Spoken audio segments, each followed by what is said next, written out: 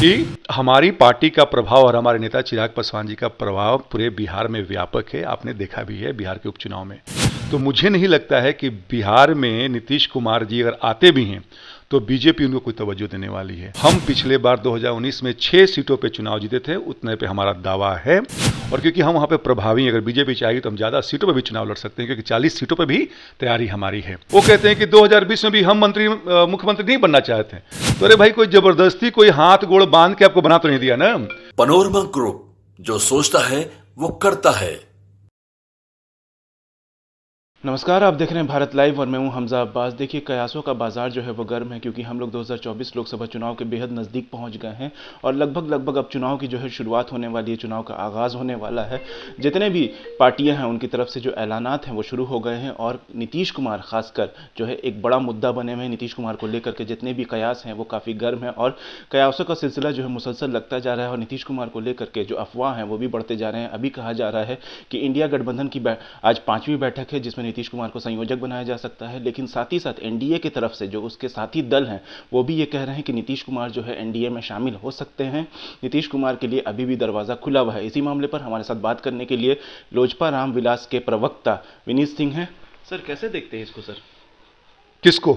Sir, Nitish Kumar के कयासों को sir, कि नीतीश कुमार एनडीए में शामिल हो सकते हैं। अगर वो एनडीए में आते हैं तो आप लोग का सर क्या होगा? सर, फिर देखिए, दो चीज़ें हैं यहाँ पे। पहले तो हमारा गठबंधन बीजेपी के साथ है, तो नीतीश कुमार जी एनडीए में आते हो हमारा कंसर्न नहीं है। हालांकि अगर आप थोड़ा सा पीछे जाएं तो बीजेपी के शीर्ष नेतृत्व ने एक बार नहीं कई बार कहा है कि उनके लिए नीतीश कुमार जी के दरवाजे बिल्कुल बंद हो चुके हैं। तो मुझे लगता है कि बस केवल कयास है, इसके अंदर कोई भी पुष्टि नहीं है। और फिर भी कहते हैं कि राजनीति अगर संभावनाओं का खेल, अगर वो आते हैं तो वो बीजेपी का कंसर्न है, हमारा कंसर्न नहीं है। सर, कहा यह जा रहा है कि नीतीश कुमार अगर आते हैं तो खास करके जो बीजेपी के घटक दल हैं, जैसे आप लोग हो गए, उपेंद्र कुशवाहा हो गए या राष्ट्रीय लोक जनशक्ति पार्टी हो गई, तो इन लोगों को जो सीटों का जो बंटवारा है फिर इसमें कुछ गड़बड़ हो जाएगी, क्योंकि नीतीश कुमार जो है हर जगह अपने हिसाब से सीट चाहते हैं। आपको लगता है कि नीतीश कुमार जी के पास इतना प्रभाव बच गया है कि अपने हिसाब से, अगर वो एनडीए में आते हैं तो अपने हिसाब से वो कार्य कर पाएंगे? पहली बात ये हो जाती है। दूसरी बात है, मैं फिर से कहूँगा कि हमारी पार्टी का प्रभाव और हमारे नेता चिराग पासवान जी का प्रभाव पूरे बिहार में व्यापक है। आपने देखा भी है बिहार के उपचुनाव में। तो मुझे नहीं लगता है कि बिहार में नीतीश कुमार जी अगर आते भी हैं तो बीजेपी उनको कोई तवज्जो देने वाली है। और मैं फिर से दोहरा रहा हूं कि नीतीश कुमार जी के साथ हमारा कोई लेन देन नहीं है।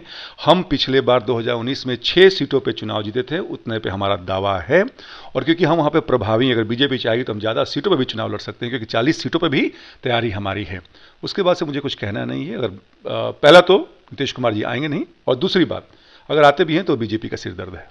इंडिया गठबंधन की में बैठकों का जो है वो सिलसिला चालू है और कहा जा रहा है कि नीतीश कुमार के मिजाज के हिसाब से काम वहाँ नहीं हो रहा है और नीतीश कुमार ऐसे इशारे भी कर रहे हैं कि हो सकता है नीतीश कुमार एनडीए में शामिल हो, किसी भी वक्त जो है पाला बदल सकते हैं।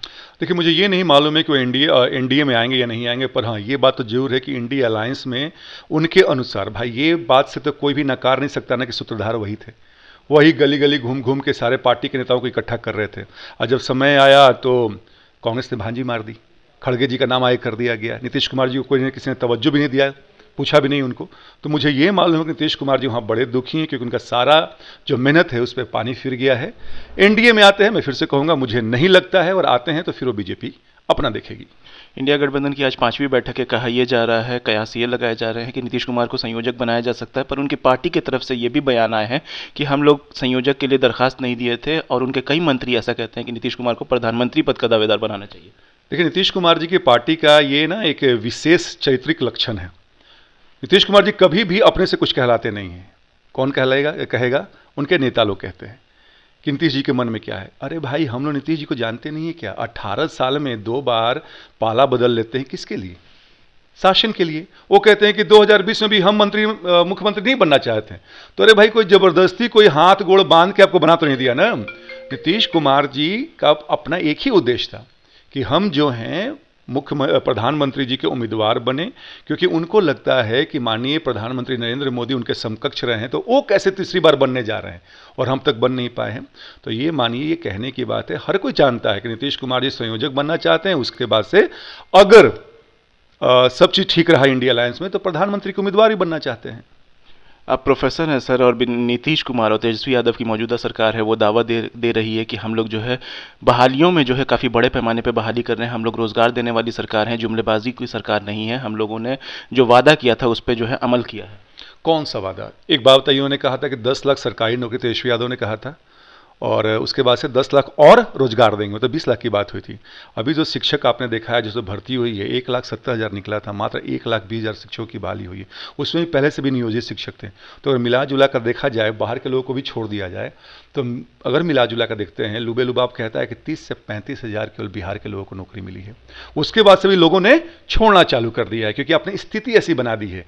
आप तो लगता है कि दुश्मनी निकाल रहे हैं उनसे कि आपने नौकरी मांगी, अब देखिए आपका हम आपको प्रताड़ित करेंगे। इसके अलावा तो ये किस डिपार्टमेंट में नौकरी निकली है? अगर आप कहते हैं कि चुनाव के मद्देनजर खेल विभाग बनाया गया है, आईटी पॉलिसी बनाया गया है, तो ये सब झुनझुना है। ये सब लोक लुभावने वादे हैं जो कि चुनाव के मद्देनजर बनाया गया है। इसके बाद होने वाला कुछ नहीं है। और मैं एक बार और बता दूं कि जो शिक्षक की बहाली हुई है ना, 2 से 3 महीना रुक जाइए, इसके बाद से देखिएगा 3 महीना 6 महीने तक सैलरी उनको नहीं मिलेगी। ये है बिहार सरकार की असली फितरत।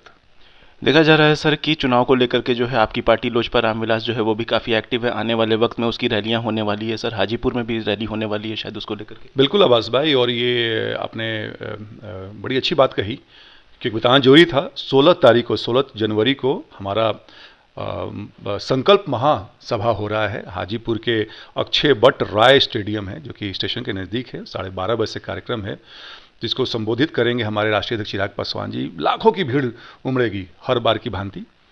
मैं आपको भी निवेदन करता हूं कि आप भी वहां पहुंचे अपने यार मित्रों के साथ, और देखें कि बिहार की जनता, विशेष के हाजीपुर की जनता जो है वो कितना चिराग पासवान जी से प्रेम करती है और कैसा चाहती है उनको। अच्छा, एक आखिरी सवाल, आप लोग का जो है एनडीए में सीट बंटवारे को लेकर के क्या बातचीत हुई है और क्या लगता है कि आप लोग का आने वाले चुनाव में कैसा रिजल्ट रहेगा? देखिए बस भाई, हमारे नेता ने बात कह दिया है बीजेपी के शीर्ष नेतृत्व से 3-4 महीना पहले ही, जब हम एनडीए में शामिल होने जा रहे थे, और मैंने कहा कि 2019 में हम 6 सीटों पर लड़े थे और 6 सीटों पे हम जीते थे। 100% का स्ट्राइक रेट था। तो वहाँ पे हम बहुत प्रभावी हैं। हालांकि तैयारी 40 सीट की है। तो बीजेपी के नेता जो हैं, चाहे माननीय गृह मंत्री हों, चाहे राष्ट्रीय अध्यक्ष हों, ये बात समझते हैं कि लोजपा रामविलास कितनी प्रभावी है किन सीटों पे। और मुझे लगता है कि उनके अनुसार, क्योंकि यहाँ पे मोदी जी को प्रचंड बहुमत से लेके आना है, 40 सीटों पे जीत हासिल करनी है, तो मुझे लगता है कि बीजेपी इस बात को समझती है, और आने वाले समय में बेटा एक खरमास के बाद, या बहुत हुआ तो इस महीने के आखिरी में या फरवरी के फर्स्ट वीक में हर चीज़ें क्लियर हो जाएंगी।